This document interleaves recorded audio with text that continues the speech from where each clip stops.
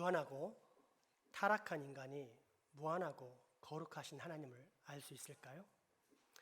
불가능합니다.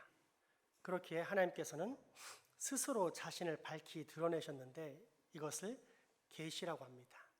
그리고 이 모든 계시는 결국 한 사람에게 초점이 맞추어지고 완성되는데 예수 그리스도입니다. 예수 그리스도는 이 땅에 내려오신 하나님이기 때문입니다. 그러므로 보이지 않는 하나님이 어떤 분인지 알기 원한다면 예수님을 보면 됩니다. 이때 예수님께서는 두 가지로 당신의 계시를 풀어내셨는데 하나는 말씀으로 말미암은 계시요 또 다른 하나는 행동으로 말미암은 계시입니다. 말씀의 계시라 함은 하나님의 나라를 온전히 아는 분식에 오직 예수님만이 하나님 나라에 대한 정확한 정보를 전달할 수 있다는 뜻이요. 행동의 계시라 함은 아무리 진실한 말이라 해도 그 말을 입증할 만한 능력이나 사건이 없다면 공허한 말장난에 불과하기 때문에 특별한 사건을 통해 당신의 말씀을 입증하셨다는 뜻입니다. 사실 우리 아버지가 대전의 갑부라서 우리 땅을 밟지 않고서는 그 누구도 대전을 통과할 수 없습니다. 어떤 사람이 이렇게 말했는데 남루한 옷에 평생 남들에게 밥 사 먹을 수 있게 1,000원만 빌려달라고 살았다면 그가 한 말은 진짜일까요? 거짓일까요? 사람들은 그를 거짓말쟁이라며 조롱할 것입니다. 반면 그렇게 말하고 난 후 며칠 후 나타났는데 60억짜리 고급 승용차를 타고 왔습니다. 또 며칠 후에는 영상통화를 하는데 대전의 성심당 앞입니다. 그러면서 장생포에서 1시간 뒤에 만나자고 합니다. 아무리 빠른 승용차라고 해도 3시간은 걸리는 거리인지라 어떻게 그럴 수 있느냐고 안 믿었는데 정말 1시간 만에 도착합니다. 깜짝 놀라 살펴보니 그가 걸어오는 뒤편에 날렵한 헬리콥터 한 대가 떡하니 버티고 있었습니다.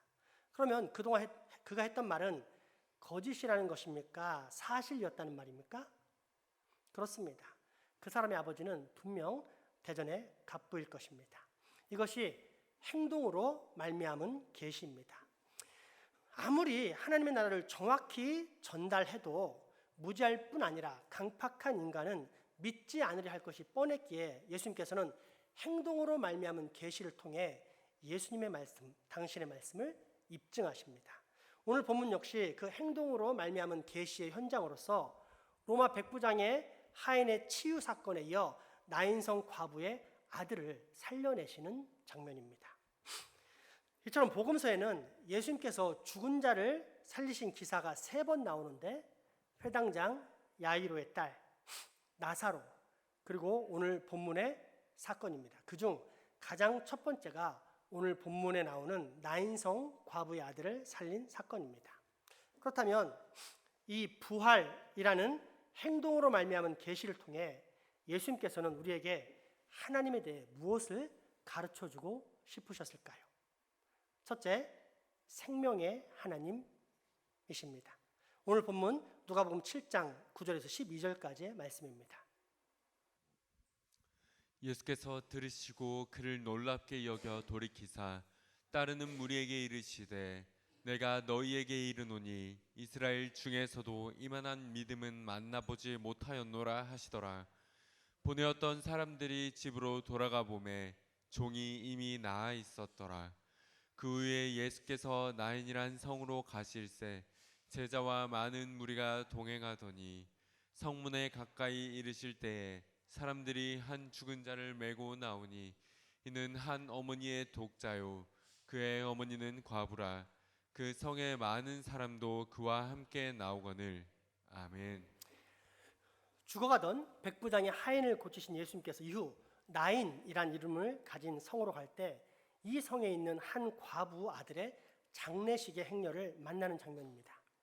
이 본문에서 우리는 근데 두 종류의 행렬을 보게 됩니다. 하나는 생명의 행렬이요, 하나는 죽음의 행렬입니다. 생명의 행렬은 누구입니까? 그렇습니다.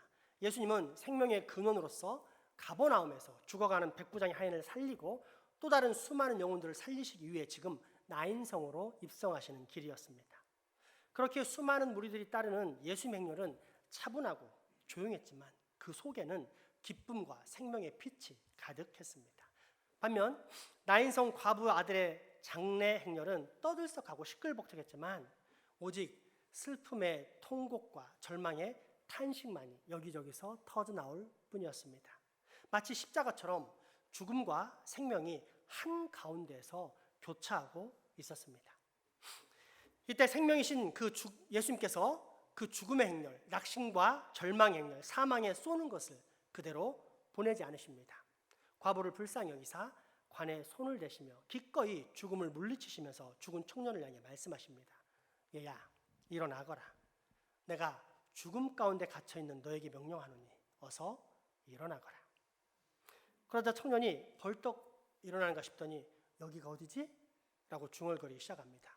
어떤 사람은 못 박힌 관에 있는 사람이 어떻게 혼자 힘으로 뚜껑을 열어 제끼고 일어날 수 있느냐, 뻥치지 마라 하는데, 이때 관은 우리나라 같은 관이 아닌 시체를 지탱하는 들것 같은 위가 뚫린 관입니다. 그렇게 실려간 아들이 벌떡 일어나 오히려 어리둥절해하며 두리번거렸던 것입니다. 그런데 이러한 모습들은 2000년 전 나인성 근처에만 있었던 것이 아닌 오늘날 이 세상 모든 곳에서 발생하는 일입니다. 아니, 더 정확히 말하자면 이 세상 모든 사람들은 다 생명의 행렬이나 죽음의 행렬 중 어느 한편에 속해 있습니다. 어떤 사람들은 영생이라는 길을 통해 영원한 천국이라는 빛의 나라로 가고 있는 반면, 어떤 사람들은 영벌이라는 길을 통해 지옥이라는 저주와 암흑의 세계로 들어가고 있습니다. 어떤 사람이 영원한 빛과 생명의 길을 가고 어떤 사람이 영원한 저주와 형벌의 길을 가고 있겠습니까? 예수님을 믿고 따르는 자들의 행렬은 생명의 행렬이며, 예수님을 모른 채 이 세상에 속하여 이 세상의 임금인 사단을 따르는 자들의 행렬은 죽음의 행렬입니다. 예수님을 따르는 자들에게는 영생이 주어지지만 사단을 따르는 자, 곧 예수님을 거부하는 자에게는 오직 영원한 사망만이 기다리고 있기 때문입니다. 그러니 오늘 우리가 예수님을 믿고 예수님과 동행하며 산다는 것은 얼마나 복된 일입니까? 따라서 우리는 이 사실을 소중히 여기며 절대 예수님의 행렬을 벗어나서는 안 됩니다. 그러면 죽음의 행렬 가운데 있는 사람들은 아예 소망이 없는 것입니까? 아닙니다. 예수님을 만나면 됩니다. 예수님의 행렬이 나인성에 이르렀을 때 성 안에서는 죽음의 행렬이 나오고 있었습니다. 이 행렬은 슬픔의 행렬이요 고통과 좌절의 행렬이었습니다. 그런데 더 절망적인 것은 이 죽음의 행렬은 이 땅에서 끊임없이 반복된다는 사실입니다. 여기서 분명히 알아야 할 사실은, 많은 사람들이 생각하는 것처럼 죽음은 절대 당연한 것이 아닙니다. 원래 우리에게는 죽음이 없었습니다. 그러나 한 사람의 타락으로 죄가 들어왔고 죄로 말미암아 모든 인생에게 죽음이 찾아와 우리는 사랑하는 사람을 죽음으로 떠나보내야 할 뿐 아니라 우리 또한 죽음의 공격 앞에 속수무책으로 당할 수밖에 없게 된 것입니다. 따라서 우리가 극복할 수 없는 이 죽음은 인류 최대의 적이요 인간의 모든 소망을 앗아가는 비극 중에 비극입니다. 하지만 이런 죽음조차도 예수님을 만나면 극복됩니다. 13절에서 15절을 보면 주님께서 불쌍히 여기시고 관에 손을 대시며 명령하시자 그 아들이 살아나는 것을 볼 수 있습니다. 예수님으로 말미암아 상황이 한순간에 바뀝니다. 슬픔과 죽음의 행렬이 기쁨과 생명의 행렬로 바뀝니다. 왜요? 예수님은 우리를 살리시고 우리의 생명을 주시는 분일 뿐 아니라 생명 그 자체이시기 때문입니다. 성경은 그 생명의 하나님을 다음과 같이 정확히 소개시켜 주십니다. 에베소서 2장 1절, 요한복음 3장 16절, 요한복음 5장 24절의 말씀입니다. 그는 허물과 죄로 죽었던 너희를 살리셨도다. 하나님이 세상을 이처럼 사랑하사 독생자를 주셨으니 이는 그를 믿는 자마다 멸망하지 않고 영생을 얻게 하려 하심이라. 내가 진실로 진실로 너희에게 이르노니 내 말을 듣고 또 나 보내신 이를 믿는 자는 영생을 얻었고 심판에 이르지 아니하나니 사망에서 생명으로 옮겼느니라. 아멘. 무엇보다 흥미로운 것은 오늘 이 나인성 과부의 아들이 살아나게 된 시간과 공간입니다. 예수님께서 죽은 사람을 살리시는 기적, 그것도 3명이나 살리는 기적을 일으키기 전 마지막으로 그러한 부활의 기적이 일어났던 것은 900년 전입니다. 그리고 그때 그 기적의 주인공들은 엘리야와 엘리사 선지자였습니다. 이때 엘리야와 엘리사는 자기 눈과 코, 입과 손 등 온몸을 죽은 자와 포개가면서 온 몸과 마음과 전심전력으로 그 위에 엎드려 노력함으로 살려냈습니다. 그런데 예수님은 말씀 한마디로 살려내십니다. 일어나라. 그렇다면 하나님께서 엘리야와 엘리사를 통해 보여주셨던 부활의 계시란 결국 누구로부터 비롯되었으며 또한 누구를 향하고 있다는 뜻입니까? 그렇습니다. 예수 그리스도입니다. 이에 대해 이스라엘 백성들은 이 사실에 우리보다 훨씬 더 큰 확신을 가졌는데 그 이유가 상당한 설득력을 가집니다. 왜냐하면 예수님께서 첫 번째로 죽은 사람을 살리신 이 나인성이라는 곳은 수넴과 엔돌 사이에 위치한 곳으로 수넴이라는 동네와 매우 가까운 곳이었기 때문입니다. 그런데 이 수넴이라는 동네 하면 뭐가 떠오르십니까? 맞습니다. 900년 전 예수님이 오늘 이 기적을 일으키기 전까지 죽은 사람을 마지막으로 살려냈던 위대한 능력의 선지자 엘리사가 죽은 수넴 여인의 아들을 살려낸 곳입니다. 그러니 이스라엘 백성들은 예수님을 그들이 기다리던 메시아, 곧 하나님의 영광을 드러낸 큰 위대한 능력의 선지자라고 부를 수밖에 없지 않겠습니까? 오늘 본문 누가복음 7장 14절에서 16절까지의 말씀을 확인해 보겠습니다. 가까이 가서 그 관에 손을 대시니 맨 자들이 서는지라.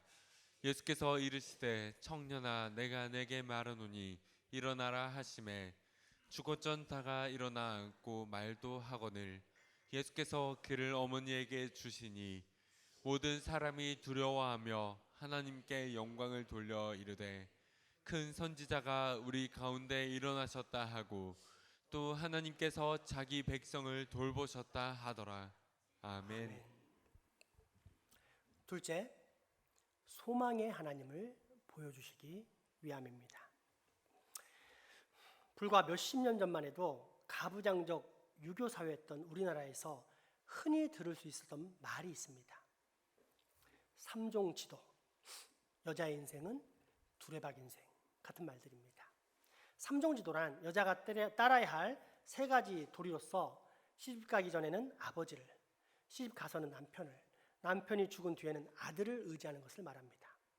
여자 인생은 두레박 인생이라는 말은 어떤 결혼, 즉 어떤 남자를 만나 사느냐에 따라 그 여자의 인생이 환하게 꽃필 수도 있고 아니면 고생길로 시커멓게 멍질 수도 있다는 뜻입니다.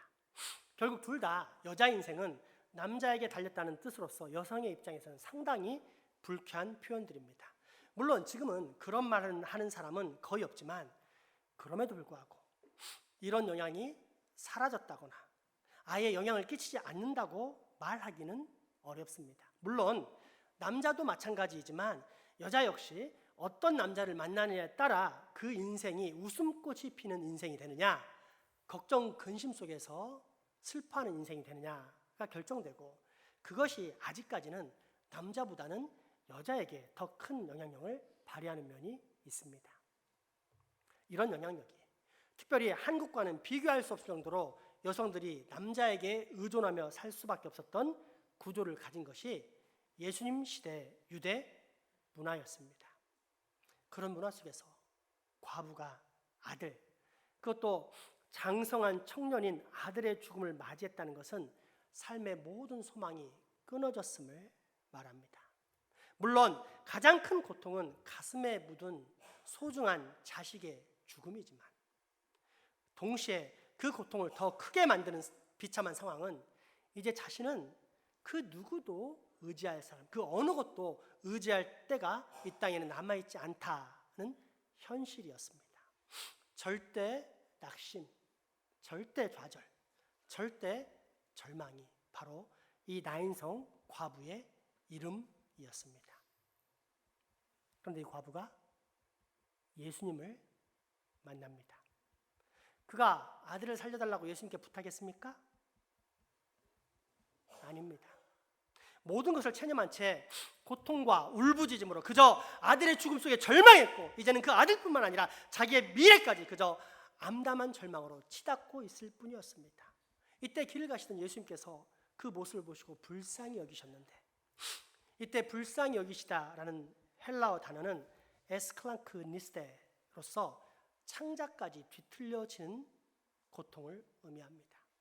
굳이 우리말로 바꾸자면 아마도 끙끙 가슴앓이를 하다가 그나마 적당할 것입니다. 자신의 마지막 희망이었던 외아들을 잃은 한 여인의 슬픔을 뼛속 깊이 통감하시는 예수님, 죽음에 지배당하고 죽음에 짓눌려 신음속에서 고통당하는 한 인생을 보시면서 예수님께서는 가슴을 끙끙 앓아가실 정도의 공감의 고통 속에서 그를 불쌍히 여기셨다는 뜻입니다. 그리고 이 깊은 공감의 긍휼은 결국 예수님으로 하여금 청년의 시체가 든 관에 손을 대게 만듭니다. 이는 바람직하지 않은 일입니다. 유대인에게 정결법에 있어 죽은 시체나 무덤 또는 죽음과 관계된 것들을 접촉하는 것은 법적으로, 건강상으로 부정한 일이었기 때문입니다. 특별히 유대인의 관념에 있어서 죽음은 죄의 결과이기 때문에 죽은 자에게 손을 대는 것 자체만으로도 그 사람 역시 부정하게 됩니다. 그렇지만 초월자이신 예수님께서는 손을 대십니다.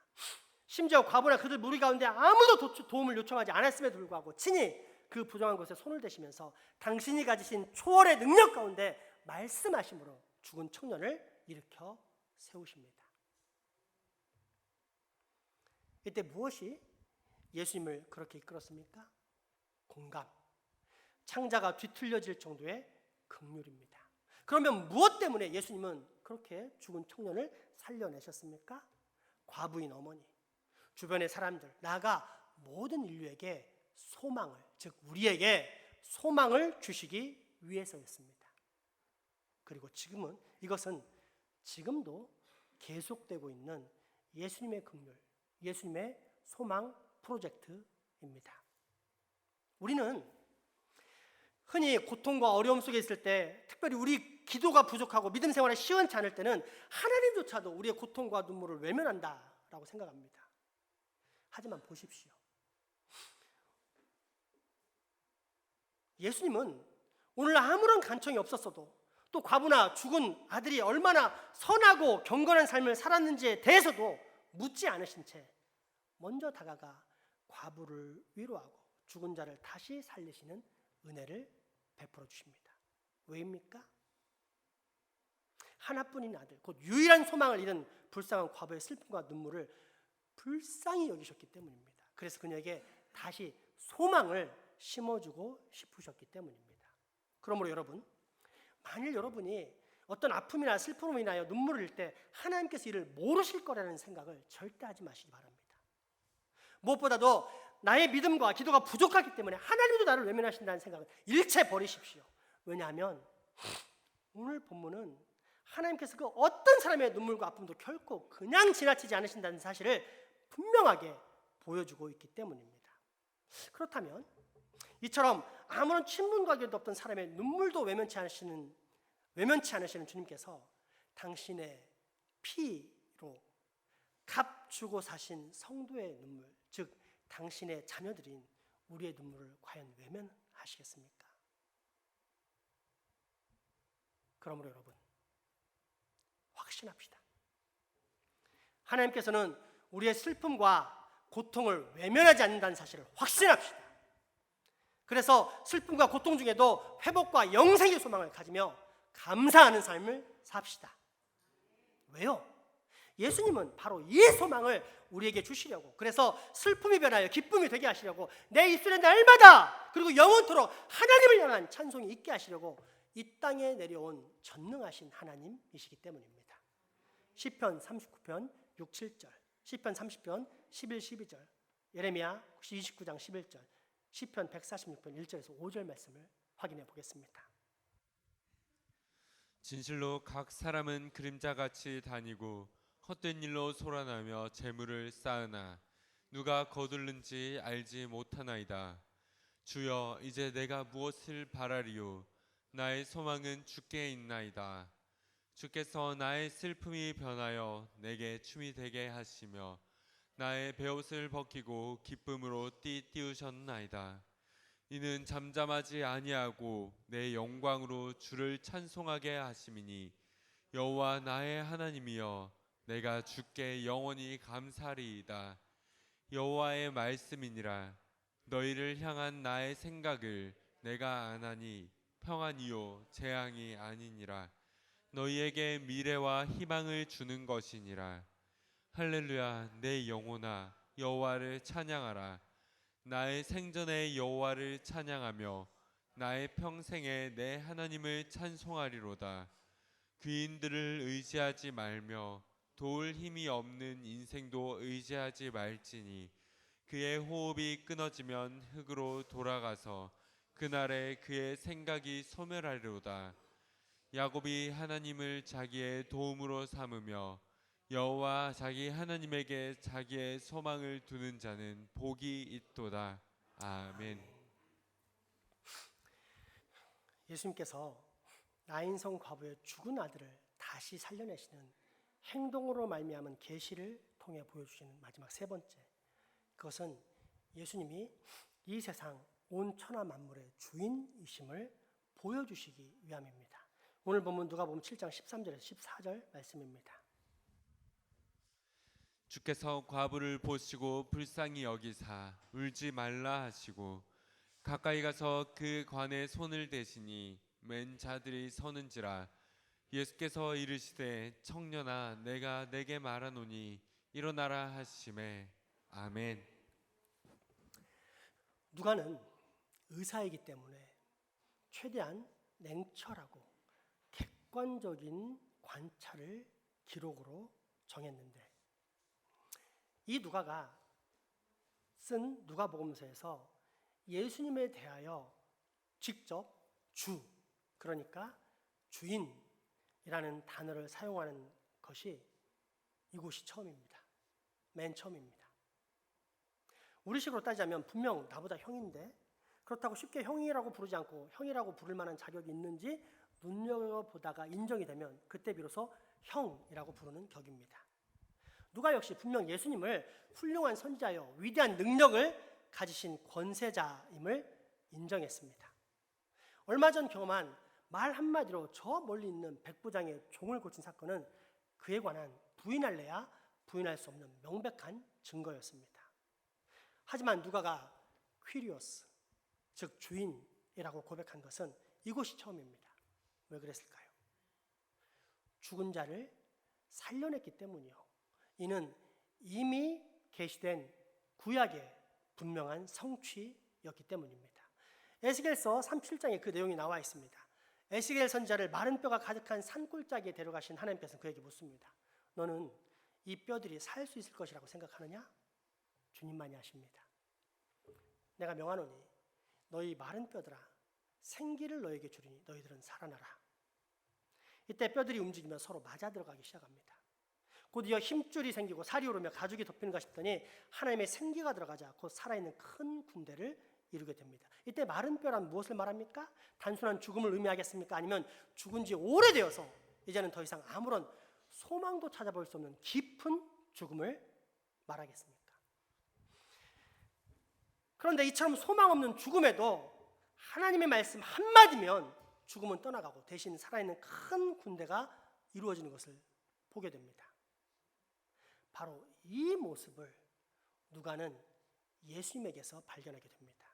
이미 죽어 장래 행렬 가운데 있는 청년, 더 이상 신체적 활동이 아무런 기능을 하지 않아 피와 살이 괴사가 진행되고 있는 소망이 없는 존재, 벌써 죽음 가운데 깊이 들어가 절대 헤어나올 수 없는 암흑 가운데 있는 청년의 영혼에게 마치 옆에 있는 사람에게 말씀하시는 것처럼 예수님은 그 영혼을 향하여 말씀하십니다. 얘야, 내가 너에게 명하노니 다시 일어나거라. 어떻게 되었습니까? 청년이 벌떡 일어나 주변 사람들과 말을 하기 시작했습니다. 그렇다면 예수님은 어떤 분이란 뜻입니까? 단지 이 땅에 살아있는 사람의 병만을 고치거나 죽기 직전에 환자만 치료하는 이 세상만의 주인이라는 뜻입니까? 아니면 저 세상, 이미 죽은 자의 세계까지도 친히 다스리고 계시는 내세의 주인도 된다는 뜻입니까? 그렇습니다. 예수님은 지금 우리가 살고 있는 이 현세와 더불어 장차 우리가 겪게 될 내세, 이 생과 앞으로 올 모든 생을 다 주관하고 다스리고 계시는 이 모든 세상 천하 만물의 주인이라는 뜻입니다. 그렇게 누가는 나인성 과부의 아들을 살리신 예수님의 모습을 통해 비로소 그 앞에 엎드려 이렇게 고백했던 것입니다.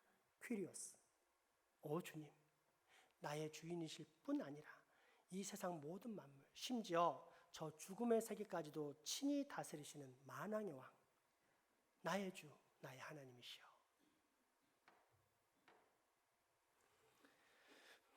그리고 이제 여러분의 차례입니다. 여러분은 예수님을 아십니까? 예수님을 만났습니까? 예수님을 하나님으로 믿습니까? 무엇보다 예수님을 단순히 나를 구원시키는 하나님의 도구로 알지 않고 나의 구원자이자 내 인생의 진정한 주인으로 영접하셨습니까? 아니라고요. 그렇다면 안타깝지만 여러분이 아무리 많은 재산을 소유하고 아무리 화려한 삶, 아무리 만족한 삶을 살고 있다 할지라도 저는 지금 여러분이 죽음의 행렬 한가운데 있다고 말씀드릴 수밖에 없겠습니다.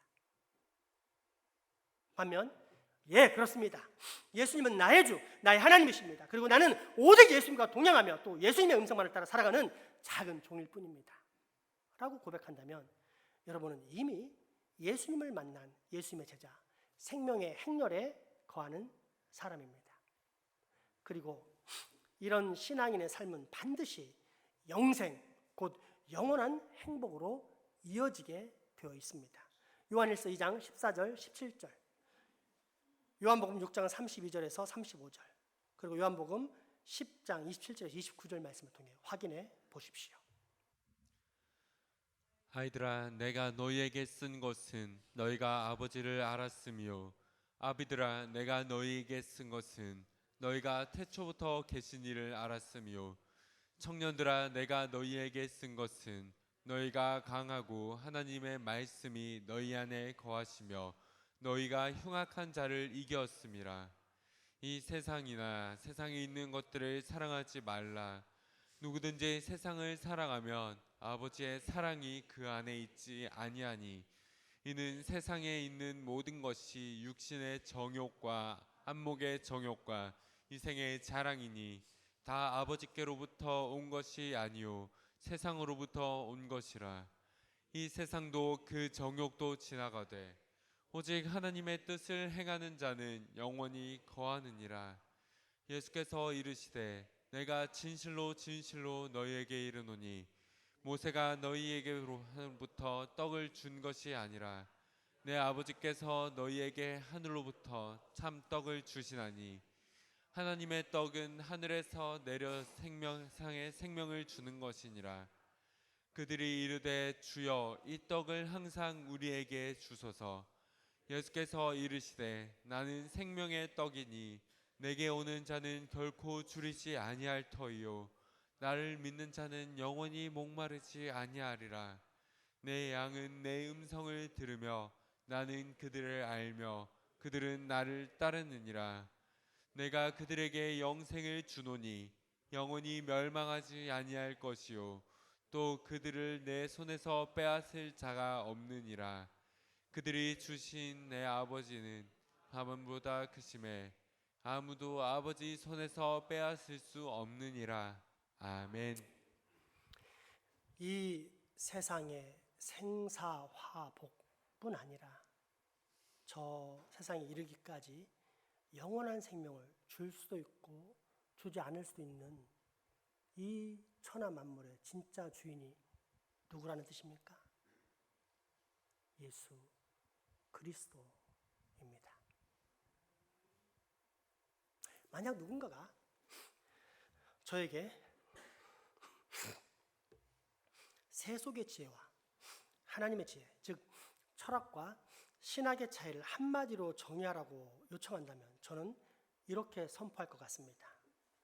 세상의 지혜는 너 자신을 알라이고 성경의 지혜는 예수 그리스도를 알라입니다. 그렇습니다. 인간은 스스로 아무리 자기 자신을 탐구해봤자 그 속에서 발견하는 것은 여전히 죄악되며 멸망당할 비참한 인생의 본질 뿐입니다. 그러나 예수 그리스도를 알아가면 영원한 행복을 발견합니다. 예수님에게는 삼위일체 하나님이 계시되어 있고 그 하나님의 계시가 우리 자신을 올바로 볼 수 있는 거울을 제공하기에 비로소 우리는 거기에서 구원의 길, 영생의 길로 갈 수 있기 때문입니다. 그러므로 여러분, 생명과 소망, 그리고 온 천하 만물의 주인이신 예수 그리스도를 알아가십시오. 바로 거기에 우리 인생의 본질에 대한 발견, 그리고 영원한 행복과 기쁨의 길이 놓여 있습니다. 이 시간 우리 찬양으로 그 고백을 하도록 하겠습니다. 찬송가 453장 오늘 찬양인데 찬양하기 전에 제가 잠깐 정리해드리고 싶은 말씀이 있습니다. 첫째는 여러분 우상 숭배에서 벗어나시기 바랍니다. 우리는 신심이 깊은 민족입니다. 그런데 복받게 해준다는 서양 종교가 들어와서 당연히 거부감 없이 그 종교를 받아들였다고 해봅시다. 그러면 그 전에 섬겼던 산신령님이나 용왕신이 그 서양 종교의 하나님을 대체할 뿐입니다. 그것이 우리가 매 주일마다 선포하는 우리의 하나님을 만들어서 섬기지 않게 해달라는 십계명의 고백입니다. 무슨 뜻이냐? 하나님이 당신을 정확히 알게 하시려고 예수님을 이 땅에 보내시고 성경에 기록해놨는데 예수님께 관심 없이 하나님, 하나님, 예수님을 통과하지 않고 하나님, 하나님 하면 자기는 하나님을 열심히 믿는다 생각하지만 사실은 산신령이나 용왕신을 믿는 것 같은 우상 숭배에 빠져 있다는 뜻입니다. 그러므로 여러분, 예수 없이 하나님을 믿으려고 생각하지를 마십시오. 거기는 우상 숭배가 있는 곳입니다. 둘째, 중요한 말씀을 드리고자 합니다. 예수님께서 하신 비유 중에 정욕에 빠진, 자기 만족에 빠진 부자의 비유가 있습니다. 그 부자가 한 해는 소출을 엄청 많이 거둬서 이 소출을 어떻게 할까 하다 창고를 더 짓고 거기다 쟁여놓고 이제 평생 먹고 놀고 즐기며 살자라고 이렇게 만족하고 있었을 때입니다. 그때 하나님께서 위에서 그 부자를 바라보시면서 말씀하십니다. 얘야, 오늘 밤에 내가 네 영혼을 거둬갈 텐데 그러면 이 모든 것들이 누구의 것이 되겠느냐? 저는 이게 여러분들의 모습이라고 생각합니다. 하나님을 믿지만 내가 정한 경계 밖에서만 하나님을 믿습니다. 하나님이 내 인생의 보좌에 들어오지 못하도록 합니다. 이건 손대면 안 되죠. 하나님 존중해 줄 테니까 하나님도 나를 존중해 주세요. 내 자식은 손대면 안 되죠. 내가 의지하는 남편이나 아내를 손대면 안 되죠. 내 재산만큼은 손대면 안 되죠. 날 손해보게 하시면 안 되죠. 매 주일 나와 주님, 주인님이라고 고백하지만 사실은 하나님을 하인처럼 부리고 있는 우리의 신앙의 모습.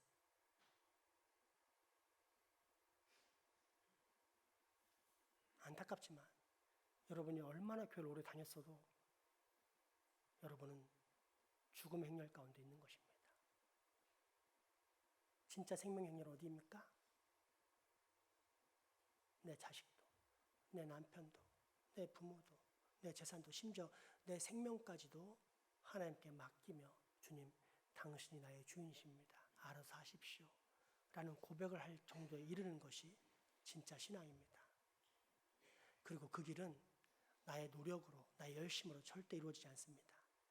우리가 예수님을 알아갈 때 예수님께서 성령님을 통해 공급해 주는 힘으로 말미암아 비로소 그렇게 되는 것입니다. 그러므로 이 신앙의 고백, 결단을 함께 드리도록 하겠습니다.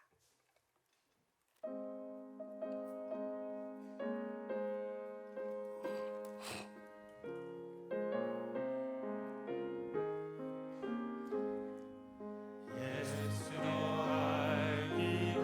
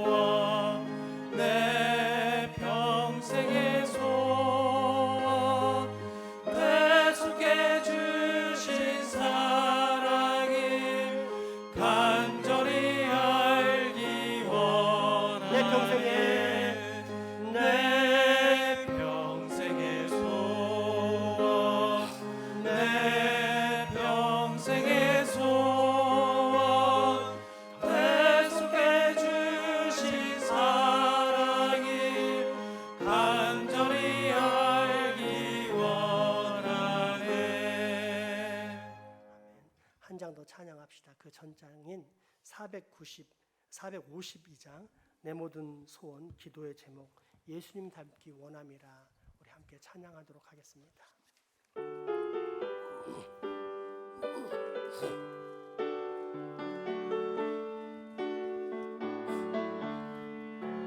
내 모든 소원 기도의 제목 예수님 닮기 원함이라. 예수님 영상 나 입기 위해 세상의 보화 아끼지 않네.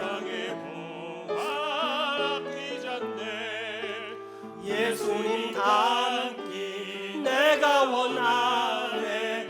날 구원하신 예수님을 내 마음속에 지금 모도사 주님의 영상이 지소서. 무한한 사랑 풍성한 긍휼 슬픈 자 위로 하시는 주 이른 죄인 부르는 예수 그 영상 담게 하옵소서. 예수님 닮기 내가 원하네. 날 구원하신 예수님을 내 마음속에 지금 보도사 주님의 영상이 지소서. 겸손한 예수 거룩한 주님 원수의 멸시 참으시사 우리를 위해 고난을 받은 구주를 함께 하옵소서. 예수님 닮기 내가 원하네. 날 구원하신 예수님을 내 마음속에 지금 보도사 주님의 영. 다시 한번 간절히 고백하고 결단하기 원합니다. 내 모든 소원 내 모든 소원 기도의 제목 예수를 닮기 원합니다. 예수님 영상 나 입기 위해 세상의 보화 아끼지 않네. 예수님 닮기 내가 원하네. 날 구원하신 예수님을 내 마음속에 지금 모도사 주님의 영상이 지소서. 무한한 사랑 풍성한 긍휼 슬픈 자 위로 하시는 주 이른 죄인 부르는 예수 그 영상 담게 하옵소서. 예수님 닮기 내가 원하네. 날 구원하신 예수님을 내 마음속에 지금 보도사 주님의 영상인 지소서. 겸손한 예수 거룩한 주님 원수의 멸시 참으시사 우리를 위해 고난을 받은 구주를 담게 하옵소서. 예수님 닮기 내가 원하네. 날 구원하신 예수님을 내 마음속에 지금 보도사 주님의 영상 예수님 닮기 내가 원하네. 예수님 닮기 내가 원하네. 날 구원하신 예수